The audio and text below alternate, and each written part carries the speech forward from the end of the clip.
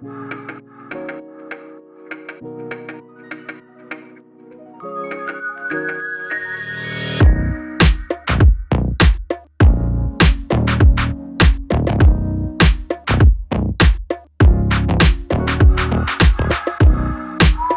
been a while since I've done a smartphone review. Like, the tech industry is very slow in December, but it's fine. We're getting back there. We're getting back there slowly. Hey guys, Harsh here and welcome back to Technolobe. Today we're talking about the Poco F3 GT. Poco F3 GT has been one of the most exciting smartphones this year and I've used it for a long period of time. I did not make a full review of it before, but I thought let's make a long-term review of the Poco F3 GT, and that's exactly what we are doing today.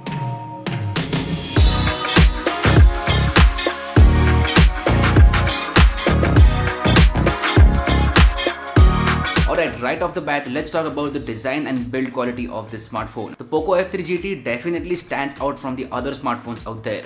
Like, as soon as you look at this smartphone, you will instantly realize that it is a very different and unique looking smartphone. It has that gaming vibe, but in a very subtle way. That's the main thing about it. Like, it's very subtle in terms of the gamer vibe. I really like the camera module and the LED ring around it. The LED ring can be customized and used as a notification LED. That's a very smart use of that LED ring. Love that feature. Apart from that, the phone itself is very comfortable in your hand. It's not a bulky phone despite of having a 5000 mAh battery. Now, as far as the build goes, it is one of the best out there in this price range because it comes with a metal frame. So glass on the front and back with a metal frame, and that's a very good thing over here. Metal is definitely more premium than plastic and you can instantly feel the difference with the Poco F3 GT. Also, the back does not attract a lot of fingerprints. It's not a fingerprint magnet, it's a matte back panel, and I do appreciate that. Design wise, this phone is so good that you won't feel like using a case with it. Like, trust me on that. All in all, in terms of design and build quality, I am very happy with the Poco F3 GT. Moving on, let's more attention towards the front of the phone with that display. This phone comes with a full HD plus 120Hz AMOLED display. The AMOLED display is very good in terms of colors, viewing angles, and the brightness levels as well. It does not disappoint at all. Also, if you like to consume media on a smartphone like movies on Netflix, videos on YouTube, Instagram Reels, or any form of content, then you're going to enjoy on this smartphone. The display is top notch and works like a charm. The cherry on the cake over here is that 120Hz refresh rate. 120Hz makes everything very smooth. Now, this phone comes with a Dimensity 1200 processor, and that processor is easily able to handle the 120Hz refresh rate. But with that being said, I have noticed a couple of frame drops here and there. It's not like the 120Hz is perfect. I have noticed a couple of frame drops here and there. But all in all, the display is top notch without a notch. It comes with a hole punch, but you get my point. This gets me to the main thing with this smartphone, and that is performance. Under the hood, this smartphone comes with the MediaTek Dimensity 1200 processor.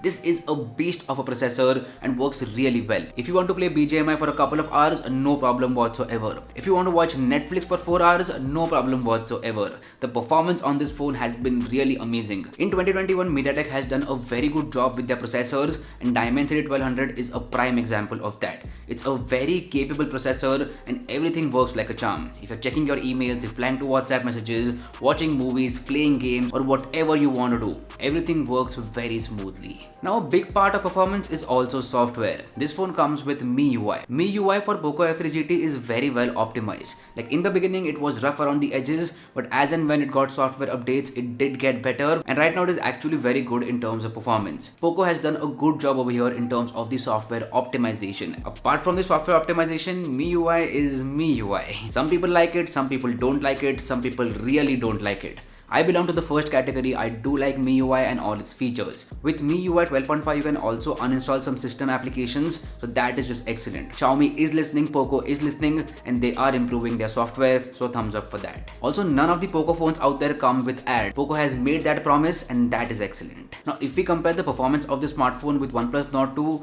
OnePlus Nord 2 has a slight edge over there because of software optimization. So software optimization is definitely better on the OnePlus Nord 2, and please make a note of that. But yeah, OnePlus Nord 2 might just blast off. Jokes apart, there have been some cases of blast with the OnePlus Nord 2, so please read about them before you buy that smartphone. Like, please. Next point that comes in is battery life and charging. This phone comes with a 5000 mAh battery with 67 watt fast charging.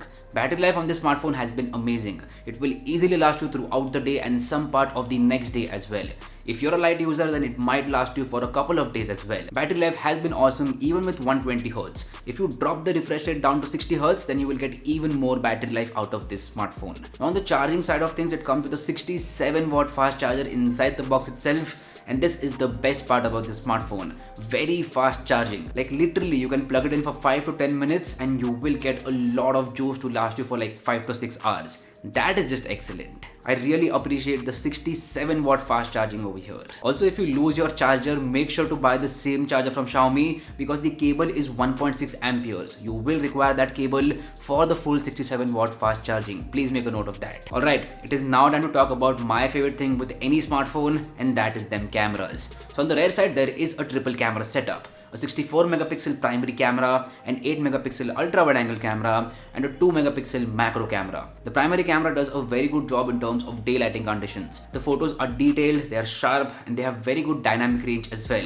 The shadows and highlights are exposed in a good way, and the colors are not unnatural. It's not like the colors are too oversaturated or undersaturated. The colors are natural, and that's exactly how I like them. The primary camera on this smartphone actually does a very good job. But if we compare it to OnePlus Nord 2, OnePlus Nord 2's primary camera is definitely better. OnePlus has done a very good job with the Nord 2 in terms of the primary camera. In fact, I've done a dedicated comparison between both of these phones, and if you want to watch that, I'll make sure to drop a link to it in the description box below. Now, what about the ultra wide angle camera? The ultra wide angle camera is actually good on the Poco F3 GT. The photos turn out to be awesome with a very good perspective, good amount of detail, decent dynamic range, and the colors are natural as well.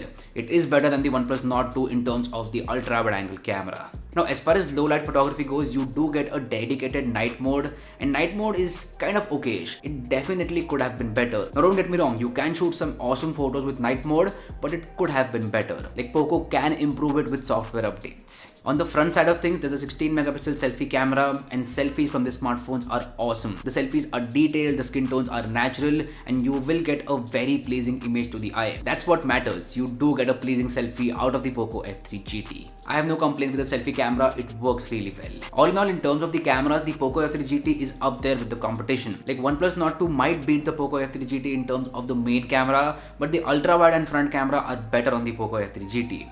If you want the best camera smartphone in this price range, then do not look at both of these phones. You should go for the iQOO 7 because that is the best camera smartphone in this price range. This gets me to other little things. The speakers on Poco F3 GT are amazing. They're very loud and clear as well. They do not distort, they give you a very clear sound, and I really appreciate that. The speakers are amazing. Now this phone also comes with two physical triggers for gaming. These are called as maglev triggers, and you can map them to specific buttons in your game. These triggers are of very high quality and work really well. You kind of have an advantage with this smartphone because of the physical triggers. The physical triggers are very satisfying and clicky, and you can take the full advantage of them. I really appreciate the physical maglev triggers. As far as biometric authentication goes, you do get a physical fingerprint sensor on the power button itself. It's fast, accurate, and works really well. I have no complaints with the fingerprint sensor. All in all, the Poco F3 GT is a complete package. I really like this smartphone, especially because of the design and build quality. It is something different, stands out while giving you very good performance, battery life, charging, and cameras as well. It's a complete package and you should definitely check it out. I will make sure to drop a link to it in the description box below. So anyway, this was my long-term review of the Poco F3 GT. Do let me know how you feel about this video in the comment section down below. If you like this content, go and hit that like button, and if you haven't already, please subscribe to the channel. It would mean the world to me. My name is Harsh Punjabi, and I'll see you guys in the next one. Bye bye.